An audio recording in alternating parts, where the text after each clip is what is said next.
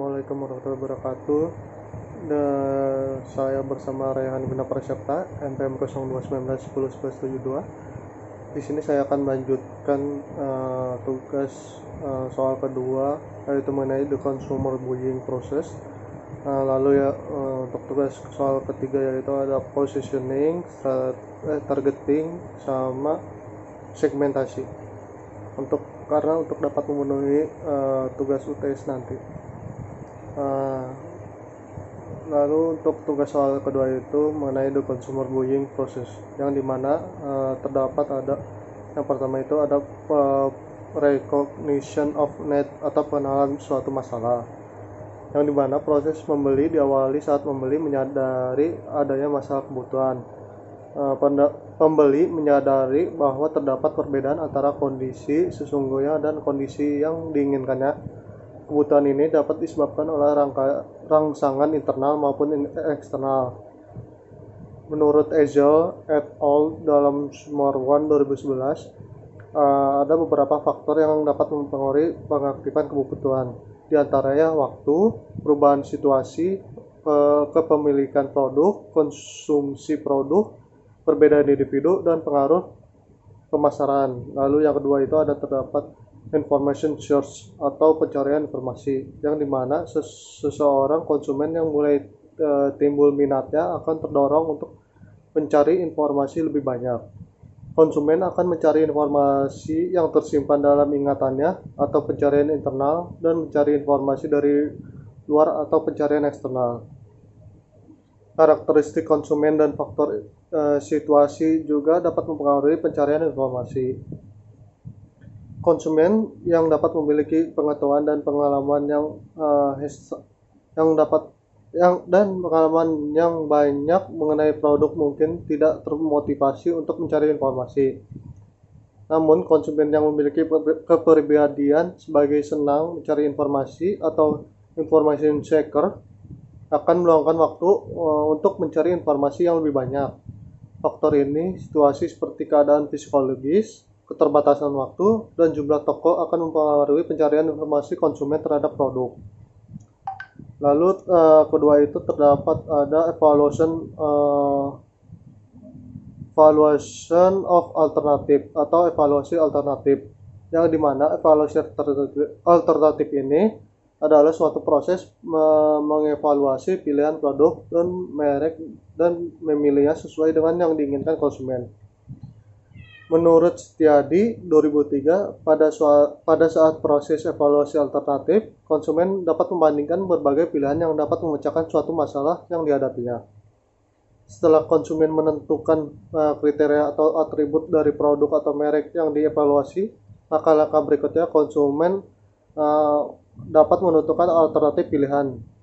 Setelah menentukan alternatif yang akan dipilih, selanjutnya konsumen akan menentukan produk atau merek yang akan dipilihnya. Selanjutnya ada yang keempat itu ada purchase decision atau keputusan pembeli, di mana pada tahap keputusan pembeli, konsumen akan melakukan evaluasi membentuk preferensi terhadap merek-merek yang terdapat pada perangkat pilihan, di mana konsumen mungkin juga dapat membentuk tujuan membeli untuk merek yang paling disukai.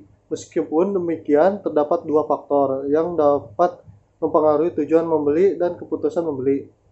Faktor yang pertama itu adalah sikap orang lain. Sejauh mana sikap orang lain akan mempengaruhi alternatif pilihan konsumen tergantung pada intensitas sikap orang lain tersebut terhadap alternatif pilihan konsumen dan motivasi konsumen untuk dapat menuruti keinginan orang lain tersebut.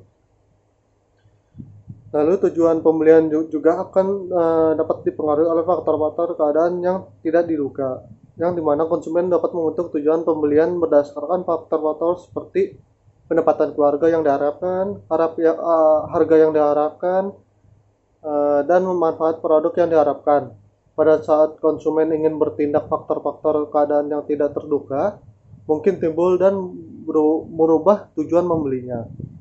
Dan yang terakhir itu ada post-purchase evaluation atau evaluasi pasca pembelian, bahwa menurut Setiadi pada tahun 2003 menjelaskan bahwa kepuasan atau ketidakpuasan konsumen pada suatu produk akan dapat mempengaruhi tingkah laku berikutnya.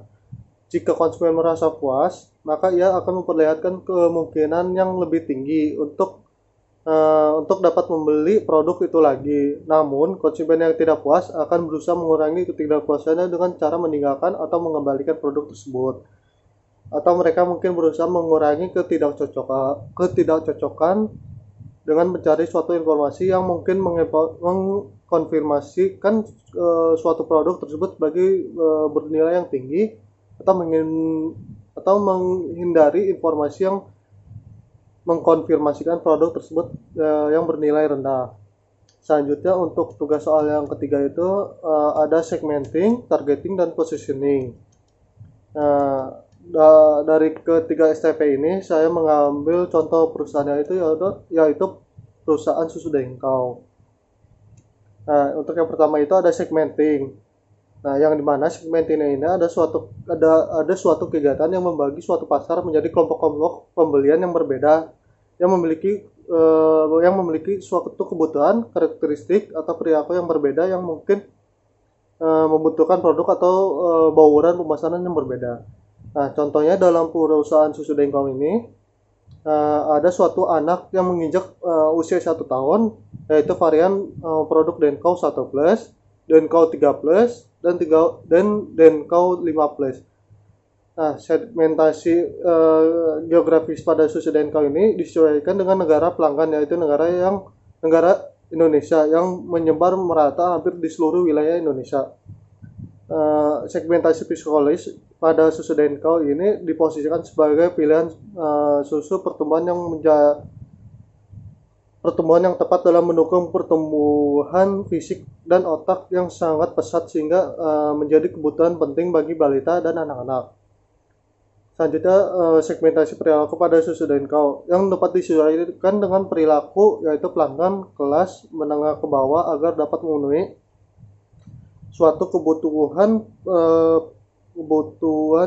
nutrisi bagi anak-anaknya dengan produk susu yang berkualitas tinggi. Lalu ada targeting. Yang dimana targeting ini adalah suatu kegiatan yang dimana ada menilai dan memilih satu atau lebih segmen pasar yang akan dimasuki oleh perusahaan. Tujuan utamanya itu ada kegiatan untuk mempermudah mencapai segmen pasar yang ingin diraih dan memberikan suatu kepuasan yang lebih kepada konsumen.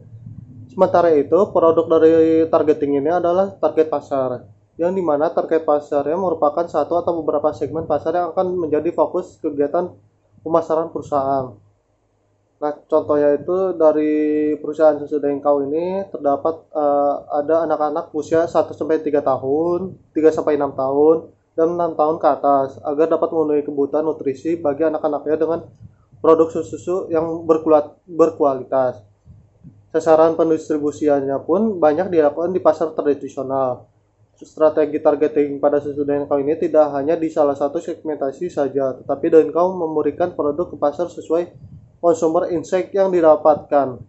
Melakukan program komunikasi yaitu roadshow ke posyandu-posyandu yang diselenggarakan di wilayah Jawa dan Sumatera, dan mencakup sekitar 330 posyandu, serta melakukan banyak kegiatan sampling agar calon konsumen dapat mencoba produk dari perusahaan susu Dengkau ini.